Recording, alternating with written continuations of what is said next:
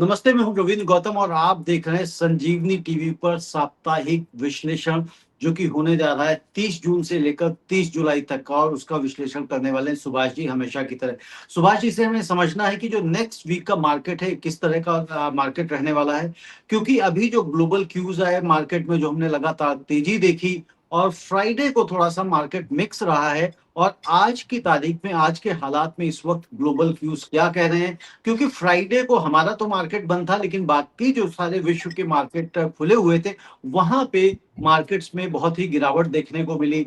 Japan का Nikkei भी गिर गया, हैंगसेंग भी गिर गया, चाइना का भी मार्केट गिर गया, साथ के साथ साउथ कोरिया का भी मार्केट गिरा, यूएस का मार्केट मिक्स रहा। तो इन सब का असर अब हमारी मंडे की ओपनिंग पे क्या पड़ने वाला है, पूरा वीक मार्केट कैसा रहने वाला है, क्या जो 24,000 के एक लेवल पे मार्केट आके अब निफ्टी टिक गया है, तो क्या इससे अब नीचे जाने की कोई संभावनाएं हैं, या अब इसने यहां से ऊपर ही जाना है, ये समझना है। और साथ के साथ ये भी समझना है कि जो यूएस ईरान इजराइल का जो एक पीस डील की बात चल रही है, वो कहां तक पहुंची है। क्योंकि अभी सुनने में आया है कि भाई फिर से दोबारा से स्ट्राइक एक्सचेंज हुए हैं ईरान और यूएस के बीच में। तो उसको लेकर हॉर्मुज के ऊपर थोड़ा सा खतरा बना हुआ है। तो उसका भी असर क्या मार्केट पे पड़ने जा रहा है, ये सब समझेंगे। सुभाष जी, आपका बहुत बहुत स्वागत है। रविंदर जी, बहुत बहुत धन्यवाद। जी। सभी व्यूवर्स का भी बहुत बहुत धन्यवाद जो मुझे फॉलो करते हैं। आपने जी। अ, एक दो बातें स्टार्ट में ही पूछा है जी। कि ईरान और यूएस की डील का क्या स्टेटस है। बिल्कुल। देखिए, जब कोई डील होती है, 60 दिन का टाइम है, तो साइकोलॉजिकल थोड़ा प्रेशर बनाना पड़ता है। ईरान ने कतर पर अटैक कर दिया, यूएस ने कर दिया, लेकिन जो पैरामीटर्स हैं उसके हिसाब से ये छुटमुट बातें हैं, कोई इस पर इम्पैक्ट नहीं आएगा। वो डील अल्टीमेटली होनी है, यही है। क्योंकि स्ट्रेट ऑफ हॉर्म्यूज क्रूड प्राइसेस और गैस के लिए खोल दिया था, और थोड़ा बहुत अदर गुड्स के लिए थोड़ा सा ब्लॉक, अभी भी कुछ शिप्स फंसे हुए हैं। बाकी लग नहीं रहा है, क्योंकि बेस्ट इंडिकेटर है क्रूड के प्राइसेस और गैस हम्म। के प्राइसेस। वो प्री वार लेवल से नीचे आ गए हैं। वो मतलब $70 पर बैरल यूएस क्रूड है, और तकरीबन 72.5 के करीब ब्रेंट क्रूड है। तो इसलिए कोई एग्रीमेंट अल्टीमेटली होना है, यही लगता है। और छोट-मोट घटनाएँ तो चलती रहेगी, जब तक फाइनल एग्रीमेंट नहीं हो। तो इसको हमें ज़्यादा दिमाग नहीं लगाना चाहिए, इग्नोर करके चलना चाहिए। तो मतलब आप ये कह रहे हैं कि इस पे ज्यादा दिमाग लगाने की जरूरत नहीं है, छुटपुट घटनाएं चलती रहेंगी जब तक कि हम किसी मतलब बिल्कुल फाइनल डील फाइनल नहीं हो एग्रीमेंट पे जाएगी, नहीं पहुँच जाते। करेक्ट। पहुंच जाएंगे। तब तक ये कुछ ना कुछ चलता रहेगा, और मार्केट भी अब इस चीज को एक तरह से डिस्काउंट कर चुका है, कंसीडर कर चुका है, मान चुका है कि भाई ये सब अब चलता रहेगा। और जो आपने ये बिल्कुल। भी कहा कि भाई क्रूड भी जो है ना 70 से नीचे आ ही गया है, तो एक ये हाँ, भी सिग्नल है जो हमें देखते रहना चाहिए। बिल्कुल ये मेजर सिग्नल है।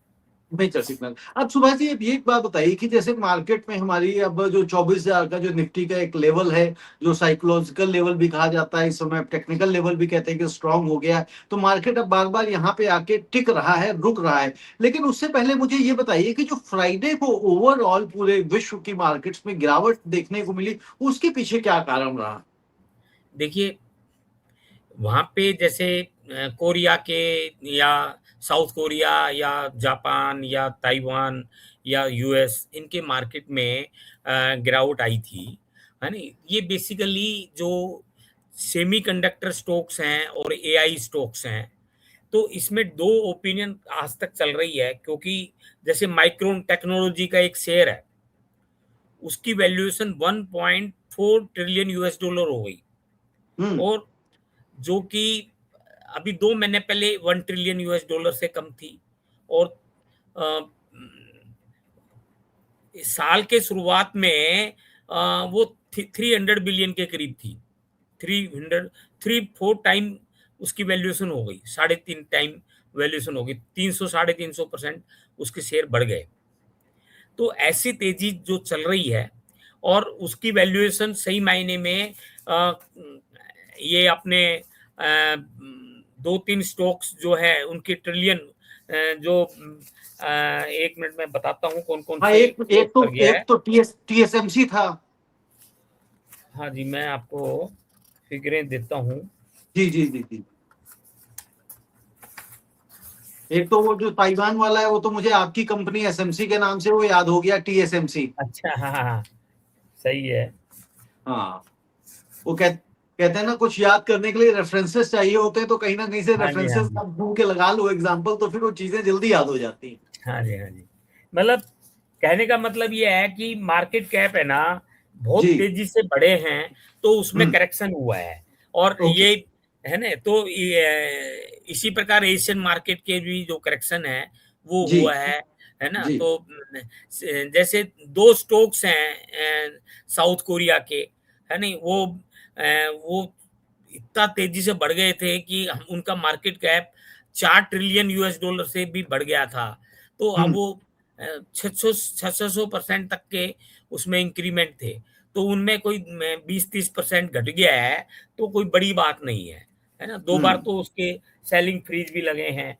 लेकिन यदि आप यूएस के स्टॉक देखें, तो वीक जी। के अंदर एस&पी जो है 2.05% घटा है, नैस्डैक 4.71% घटा है, डो हम्म। जोन्स है ना जी, डो जोन्स 0.09% घटा है, चिप का इंडेक्स वो 7.9% घटा है। तो ओके। ये मतलब यूएस स्टॉक इतने ज़्यादा नहीं घटे हैं, और बाकी ये जो इनके स्टॉक्स ज़्यादा घटे हैं, कोरिया, जापान, है ना? क्योंकि इनके 2 स्टॉक्स, 3 स्टॉक्स हाईली कंसंट्रेटेड हैं। तो हम्म।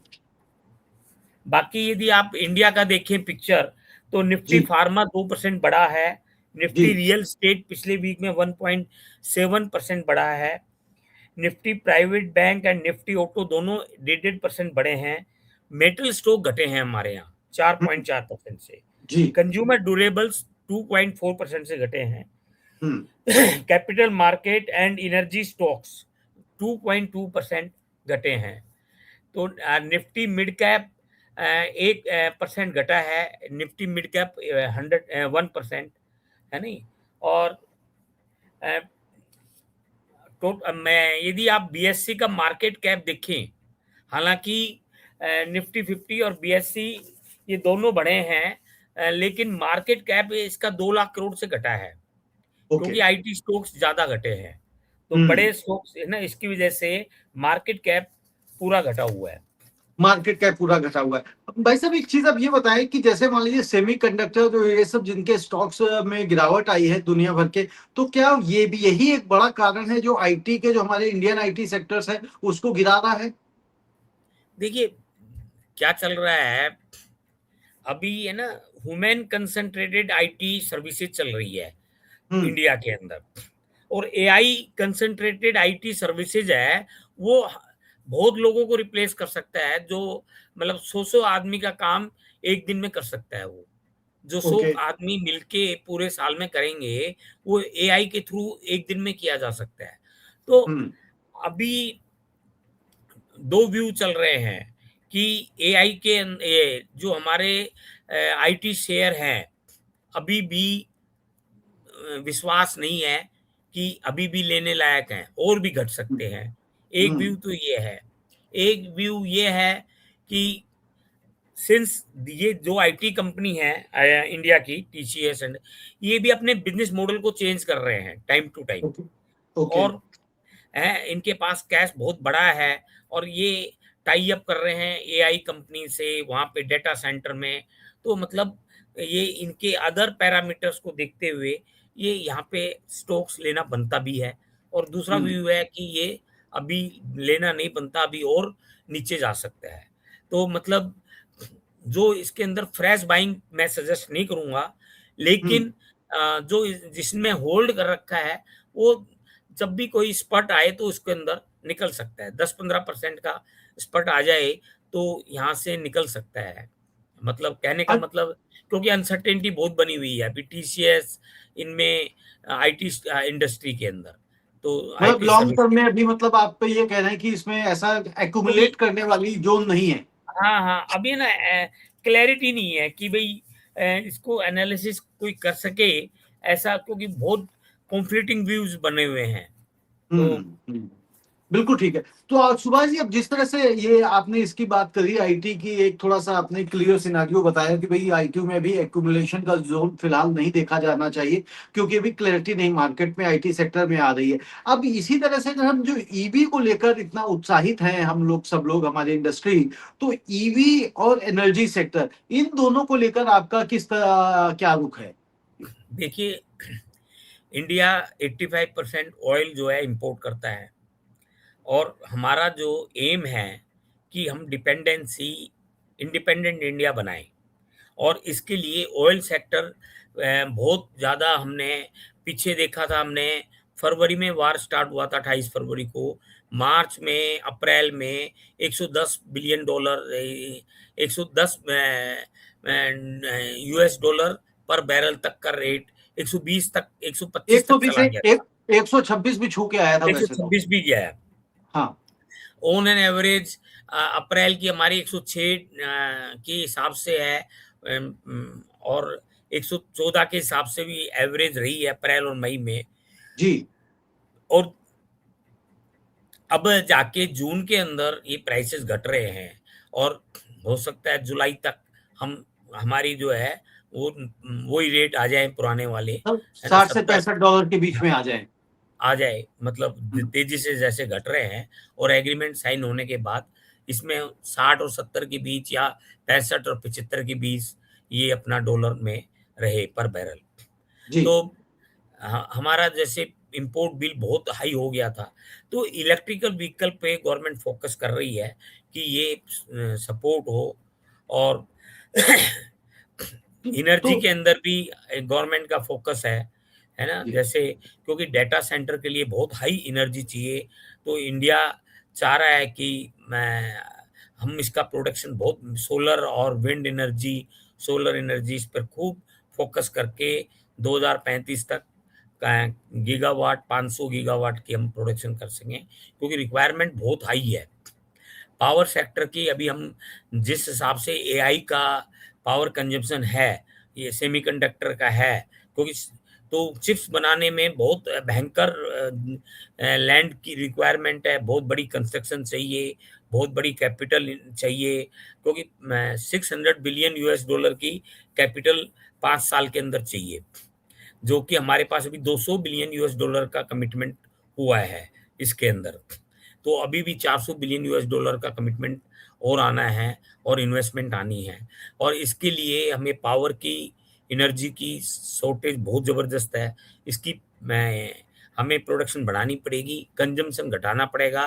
ऑयल का अभी हमने देखा कि जैसे ये वॉर वगैरह हो गया, स्ट्रेट ऑफ हॉर्मज़ हो गए, तो हालांकि ये चीज़ें निमट गई। यदि परमानेंट, यदि स्ट्रेट ऑफ हॉर्मज़ कैप्चर हो जाता है ईरान वगैरह में, तो हम बहुत डिपेंडेंट है, हमारी पूरी इकोनॉमी हिल जाएगी, वर्ल्ड इकोनॉमी हिल जाएगी।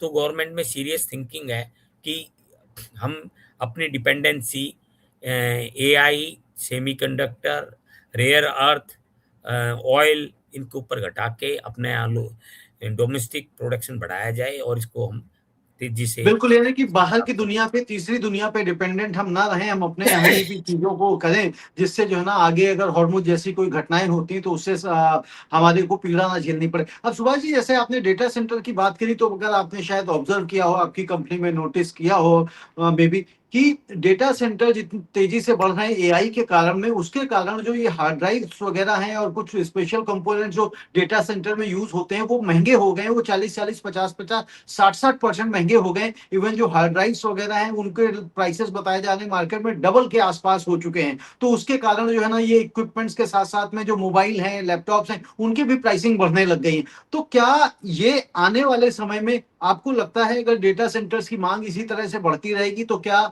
इनमें कभी कुछ आगे कंट्रोल होने की उम्मीद आपको दिखाई देती है? प्राइसिंग में मैन्युफैक्चरिंग बढ़ेगी या देखिए प्राइसेस भी बढ़ते जाएंगे? देखिए अभी जो प्राइसेस बढ़े थे, वो तो एक तो डिस्रप्शन पूरा था, शिप्स आ ही नहीं रहे थे, इंपोर्टेड सामान आ नहीं रहा था।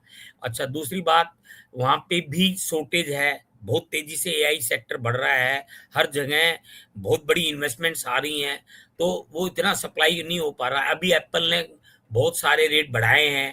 तो जी। एक बार एप्पल का थर्सडे को शेयर घट भी गया था, फिर क्योंकि उसने प्राइसेस काफी बढ़ा दिए थे तो शेयर घट गया था, लेकिन फ्राइडे को थोड़ा सा रिकवर भी हुआ है। तो ये हर कोई चिप्स के प्राइसेस बढ़ा रहे हैं। गवर्नमेंट भी जो अपने पीसीबी बोर्ड वगैरह जो है लोकल मैन्युफैक्चरिंग कर रहे हैं, 40,000 करोड़ का हम इंपोर्ट करते हैं, तो वो गवर्नमेंट सीरियसली यहाँ पे मैन्युफैक्चरिंग करके वो इंपोर्ट सब्स्टिट्यूट, ताकि वो इंपोर्ट का पैसा ना जाए। तो ऐसे गवर्नमेंट भी सीरियसली बहुत सारे कंपोनेंट और बहुत सारे इलेक्ट्रॉनिक्स आइटम्स उनको पीएलआई के थ्रू भी इंसेंटिव दे रही है। और ऐसे ईवी में इलेक्ट्रिक बोर्ड्स नहीं, हालांकि अभी हम बहुत पिछड़ गए हैं और सेमीकंडक्टर्स में टाई अप्स वगैरह चल रहे हैं, लेकिन अभी रेयर अर्थ के अंदर हम प्रोसेसिंग वगैरह नहीं अभी कर रहे हैं, लेकिन अभी 10 साल हम चाइना से 10-15 साल पीछे हैं। चाइना, ताइवान, यूएस हमसे बहुत आगे है। हम्म। तो हम अभी इन सेक्टर में पीछे, मैंने पीछे भी बताया था, आर एंड डी में हमारा बजट 0.6% रहता है जीडीपी का, जो कि बहुत बड़ा बजट की आने की उम्मीद है। थोड़ा सा गवर्नमेंट इज सीरियसली थिंकिंग कि इस सेक्टर में कैसे हम आगे बढ़ें, है नहीं। अभी अश्विनी वैष्णव की जी भी स्टेटमेंट थी आज की तारीख में, वो भी इस पे फोकस कर रहे हैं। और नए टाई अप्स, नए गवर्नमेंट का सपोर्ट, प्राइवेट इन्वेस्टमेंट और मैं फॉरेन कोलाबोरेशन, हम सब पर ओपन है। अपनी पॉलिसी हम सब तरफ ओपन रिफॉर्म। है, बिल्कुल बिल्कुल हाँ सुभाष जी। और अभी अभी यूके के साथ भी जो एफटीए हुआ है वो भी शायद 16 जुलाई से शायद खुलने वाला है, तो जी, और वहां पे भी यूएस नाइन। के अभी सेंटिमेंट जो है यूएस के साथ भी हमारा पॉजिटिव सेंटिमेंट बन रहा है।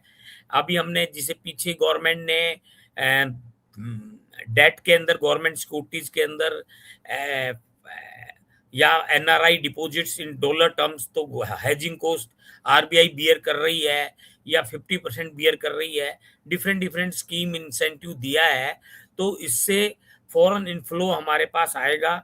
अभी दूसरी चीज ये है कि एफपीआई की जो सेलिंग है इस वीक 2,000 करोड़ के आसपास रही है, और है नहीं, और डोमेस्टिक 11,000 करोड़ की बाइंग रही है। तो ये भी एक पॉजिटिव फैक्टर है। उनकी जो सेलिंग है, थोड़ा प्रेशर इस वीक कम देखने को मिला है नहीं। हम्म। और हमारा करेंसी जो है वो अभी जैसे इसके क्रूड के प्राइसेस घटने से इन्फ्लेशन कम होने की उम्मीद है। ये जब इन्फ्लेशन कम होगा तो हमारा इंपोर्ट जो बढ़ रहा था रेट, वो उसकी कॉस्टिंग कम रहेगी, है नहीं। तो आरबीआई का रेट, पॉलिसी रेट वो भी कम रहेगा। और पॉलिसी जो है, हमारे करेंसी जो है 94 रुपए 40 पैसा इस वीक क्लोज हुआ है। हालांकि 7 पैसा, थोड़ा 94-33 पिछले वीक था, तो उससे थोड़ा सा 7 पैसा हमारा बढ़ गया है ना, डेप्रिशिएट हुआ है। और डॉलर इंडेक्स बढ़ रहा है, 101.37 के ऊपर है। मैंने जैसे बताया, क्रूड 70.25 बैरल पर डॉलर, पर 70 बैरल पॉइंट, हाँ, पर बैरल है। ब्रेंट 72.95 डॉलर पर बैरल है। गोल्ड और सिल्वर ये भी हमारे डाउन है नहीं। और मैंने जैसे बताया कि डो जोन्स, नेस्डैक, एस&पी ये पिछले वीक गिरे हैं, और जी। 51,876 पर डो जोन्स रहा है, नेस्डैक 25,298 पे रहा है, एस&पी 500 7,354 पे रहा है। गिफ्ट निफ्टी जो कि हमारा इंडिकेशन है कि मार्केट मंडे को कैसा रहेगा, वो जी। 24,091 पे बंद हुआ है। जी। और तो 60-65 पॉइंट शायद माइनस है वो भी। है जी, हाँ, थोड़ा सा माइनस है, हाँ, लेकिन बिल्कुल। फिर भी इतना ऐसा नहीं है कि इतना जो। ऐसा नहीं है कि मारामारी नहीं फिलहाल दिखाई। सुभाष जी, अब एक चीज मुझे बताइए हाँ कि जी, हाँ। दर्शकों के भी मन में सवाल है और आपसे भी जानना चाहते हैं, समझना चाहते हैं कि ये जैसे मान लीजिए जो इथेनॉल है, जो ब्लेंडिंग शुरू हुई है पेट्रोल के अंदर, ठीक है, तो जो खैर उसके रूमर्स हैं या जो उसके क्रिटिसिज्म है वो एक डिफरेंट उस पर लेके जाते हैं। इसको शेयर मार्केट से समझना चाहते हैं कि जिस तरह से आने वाले समय में इथेनॉल की डिमांड बढ़ेगी, ठीक है ना, क्योंकि जब ब्लेंडिंग होगी तो जब इथेनॉल की डिमांड बढ़ेगी तो इथेनॉल से रिलेटेड कौन से सेक्टर में उसमें हम तेजी देखने को मिलेगी, या कौन से शेयर्स होंगे जो इथेनॉल से जुड़े हुए जहां हम तेजी देखेंगे। देखो, कई रूमर्स निकालते हैं इथेनॉल से पेट्रोल की क्वालिटी कम हो जाएगी, इंजन खराब हो जाएंगे, पानी का बहुत ज़्यादा कंजम्पशन बढ़ जाएगा। ये सब मिथ है। गवर्नमेंट ने लेबोरेटरी में टेस्ट करके बताया है कि कोई इंजन का फर्क नहीं पड़ेगा, क्वालिटी मेंटेन रहेगी, है ना। ब्लेंडिंग जो है वो बढ़ा भी देते हैं तो कोई दिक्कत नहीं है। और पानी की जो कंजम्पशन है वो तो इस तरह से बताते हैं जैसे गन्ने के अंदर पानी कितना यूज होता है और उसको इतने सारे गन्ने से वो इतना इथेनॉल निकलता है, तो टोटल वो गन्ने का सब प्रोडक्ट को हम टोटल पानी का कंजम्पशन तो वो उससे कंपैरिजन करते हैं, तो वो गलत है कंपैरिजन, है नहीं। तो ये मिथ है। बाकी हमारा, क्योंकि जैसे मैंने बताया कि 85% हम इंपोर्ट कर रहे हैं, इसको कैसे कम किया जाए, तो इसमें बहुत सारे ऑप्शंस हैं कि यूजेस कम किया जाए, ब्लेंडिंग इथेनॉल का करा जाए, तो है नहीं। तो हमारे ये बाई प्रोडक्ट है और कोई उसमें कोई ज़्यादा दिक्कत नहीं है। और इथेनॉल का कई तरीके से हम इथेनॉल को मैन्युफैक्चर करते हैं, तो इससे क्या है कि इंडस्ट्री में कई जगह सपोर्ट मिलेगी, क्योंकि प्राइसेस जो है, जब हमारी डिपेंडेंसी कम हो जाएगी तो हमारा जो जो डेफिशिएंसी है, ट्रेड डेफिशिएंसी, क्योंकि अभी चैलेंजेस क्या क्या हैं कि दो चैलेंजेस हैं। एक तो हमारा रेमिटेंस है जो फॉरेन से आता है, और एक हमारा सॉफ्टवेयर एक्सपोर्ट है। ये सॉफ्टवेयर एक्सपोर्ट सर्विस इंडस्ट्री है। अब एआई इसका फ्यूचर में सॉफ्टवेयर, क्योंकि हमारा जो मर्चेंडाइज इंपोर्ट और एक्सपोर्ट है उसका गैप बहुत ज़्यादा है, और वो गैप का सपोर्ट करता था आईटी एक्सपोर्ट्स और रेमिटेंस, और दोनों में चैलेंज हो सकता है। तो किसी वजह से हमारा आईटी एक्सपोर्ट कम हो जाए, जैसे कि एआई का रोल बढ़ता जा रहा है और ऐसी सर्विस का रोल कम होता जा रहा है, तो आईटी एक्सपोर्ट हमारा कम हो सकता है आने वाले टाइम में। और इसका भी रेमिटेंस जो है, अब जब गवर्नमेंट इसको इंसेंटिवाइज दे रही है कि भाई आपका फॉरेन डॉलर में, तो लोग वहाँ पे देना पसंद करेंगे, और जो रेमिटेंस वैसे भेजते थे उसकी बजाय यहाँ पे देना पसंद करेंगे। और ये लोन है नहीं, और वो 5 साल के बाद रिपेमेंट करना पड़ेगा। तो आदत गलत ना डेवलप हो जाए और हमें पैसा ऐसे ही रेज करना पड़ा, तो एक वो एनआरआई को एक आदत बन सकती है कि जो नॉर्मल रेमिटेंस करते थे वो उसको अंदर वो कम कर देंगे।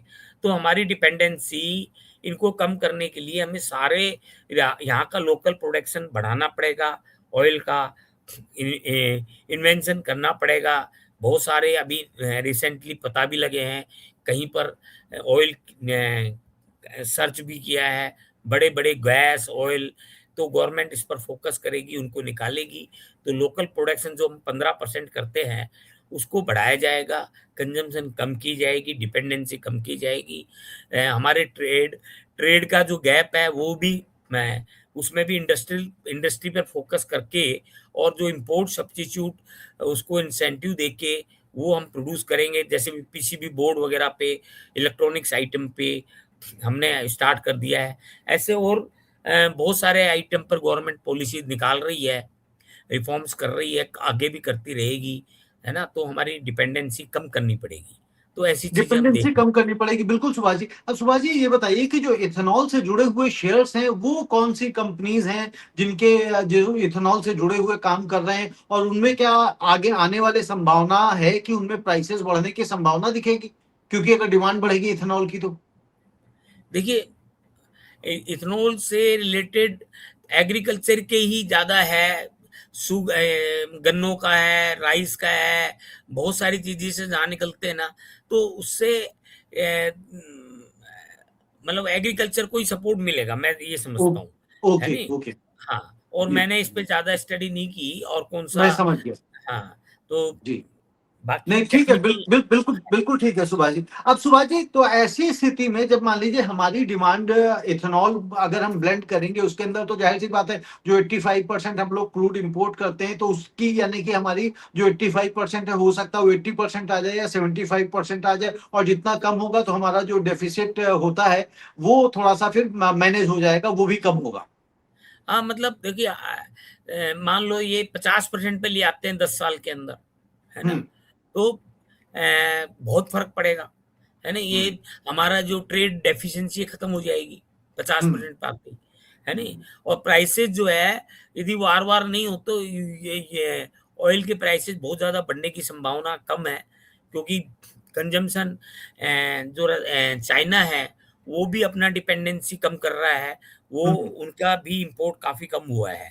काफी तो कम हुआ हाँ, तो इससे फर्क बिल्कुल। पड़ेगा। और दूसरी बात यह है कि ये जो फोर्थ कमिंग इवेंट्स हैं, जी। जैसे अ, जून 30 को UK GDP annual growth rate declare होगा। ठीक है। थर्सडे को यूएस इनिशियल जॉबलेस क्लेम्स वो डिक्लेयर होगा। फ्राइडे को इंडियन सर्विसेज पीएमआई वो डिक्लेयर होगा। फॉरेन एक्सचेंज रिजर्व्स है वो डिक्लेयर होगा। तो जैसे हमारा फॉरेन एक्सचेंज रिजर्व 12 जून को 671.63 बिलियन यूएस डॉलर था, जो कि उसके जून 5 में 681 बिलियन 681.61 बिलियन यूएस डॉलर से कम हो गया था, 10 बिलियन के करीब। तो हम्म। अभी जून 19 का फॉरेन एक्सचेंज रिजर्व ये डिक्लेयर होगा, है ना जी? जुलाई जी। 3 को, फ्राइडे जी। को, है ना? जी। तो ये फिगर जो है 29 जून को हमारा इंडिया इंडस्ट्रियल प्रोडक्शन ये भी फिगरें आएंगी, जो कि industrial output in India expanded to 4.9% in April, है ना? ओके। जबकि उससे पिछले मंथ के अंदर ये 3.9% थी। और मई हम्म। का डाटा अभी रिलीज होगा। और रिलीज इसी होगा। प्रकार जून 29 को हमारी मैन्युफैक्चरिंग इंडियन मैन्युफैक्चरिंग प्रोडक्शन की फिगर भी आएगी, जो India manufacturing production expanded by A sharper 6.2% in April from okay. 4.3% इन मार्च। तो मई हम्म। का डाटा बाहर आएगा। तो बाहर ये आएगा सारे बिल्कुल। ये फिगरें इंपॉर्टेंट है आगे के डायरेक्शन देने में। तो बिल्कुल, और ये मार्केट पे असर डालेंगी जब ये हाँ फिगर जी, आएंगे, डेटा आएगा। बिल्कुल। और सुभाष जी, अब नेक्स्ट वीक का रेंज क्या आपको दिखाई देता है निफ्टी और बैंक निफ्टी का, कहाँ टिकेगा? देखिए मैं आपको देता हूँ फिगर। क्योंकि इसका दर्शक बड़ा इंतजार निफ्टी करते हैं कि फिफ्टी भाई। जो है जी। निफ्टी फिफ्टी जो है 23,750 से 24,750 रहने की संभावना है। और ओके। बैंक निफ्टी बैंक 57,300 से 59,300। बैंक निफ्टी 57,300 से लेकर 59,300 के बीच में रहने की संभावना है। और हाँ, निफ्टी आपने कहा 23,750 से लेकर 24,750 के बीच में रहने की संभावना है नेक्स्ट वीक में। हाँ जी। अब सुभाष जी, एक सवाल और मेरा है, क्या निफ्टी अगले महीने हम 25,000 देख सकते हैं क्या? और अगर देखेंगे तो उसके पीछे क्या ट्रिगर्स होंगे जिसकी वजह से 25,000 को पार करेगा ये? देखो, जुलाई की बात कर रहे हैं तो एक तो रिजल्ट्स आने हैं, कॉर्पोरेट जी। रिजल्ट्स, जी। जीएसटी की फिगर भी आनी जी। है ना? तो कॉर्पोरेट के रिजल्ट्स और ये जैसे मैंने कहा इंडस्ट्रियल प्रोडक्शन, है ना, फॉरेक्स रिजर्व्स है, और ये माहौल US trade deal, India US trade deal, है ना, ये सारी पिक्चर्स क्लियर होंगी। तो अब हम्म। है ना, ये भूल जाओ कि ईरान और यूएस वॉर को भूल जाओ। ओके। क्रूड के प्राइसेस घट जाएंगे, हैं। हमारे जो अब धीरे धीरे कॉर्पोरेट रिजल्ट्स नेक्स्ट क्वार्टर में अच्छा समझ रहा हूँ। और हमारा आरबीआई जो है रेट घटा भी सकती है 25 पैसे, हम्म। क्योंकि इन्फ्लेशन हमारा कम होने की उम्मीद रहेगी आने वाले टाइम हम्म। में। हम्म। क्योंकि क्रूड के प्राइसेस से ये सारा फ्लो चलता था, जो इन्फ्लेशन बढ़ता था, है ना, सारे इंडस्ट्री के लॉजिस्टिक के रेट बढ़ जाते थे, है ना, और प्लास्टिक केमिकल्स ये सब के रेट बढ़ रहे थे हमारा। तो ये इनपुट कॉस्ट बढ़ेगा, घटेगी, तो घटेगा। हमारा, हाँ, तो ये बिल्कुल। तो इसका प्रॉफिटेबिलिटी बढ़ेगी अगर इंडस्ट्री में इनपुट। प्रॉफिटेबिलिटी बेटर होगी जी। जी। मैन्युफैक्चरिंग जी। कंपनियों की। और बिल्कुल। गवर्नमेंट है ना मैन्युफैक्चरिंग कंपनी पर फोकस कर रही है। हमारे को जो 14-15% मैन्युफैक्चरिंग का कंट्रीब्यूशन है जीडीपी के अंदर, इसको 24% तक लाना होगा। और हम्म। गवर्नमेंट इस पे वर्क करनी काम कर रहे चाहिए, हैं। है ना? बिल्कुल। और इस पे पॉलिसी ऐसी बनानी चाहिए कि ये सब हो। अभी लग रहा है कि गवर्नमेंट कुछ रीशफल भी कर रही है ना? आने वाले टाइम में हम सुनेंगे, तो जी। है ना? तो काफ़ी हाँ, वो कह रहे 3-4 मंत्रियों को इधर-उधर किया जा रहा है शायद। हाँ, हाँ, तो तो मेजर रीशफल भी कर रहे हैं, जो प्रो रिफॉर्म्स, जो फटाफट रिफॉर्म्स कर सकते हैं, उनको आगे लाएँगे, जो थोड़ा-सा रिफॉर्म्स के अगेंस्ट है, उनको पीछा करेंगे।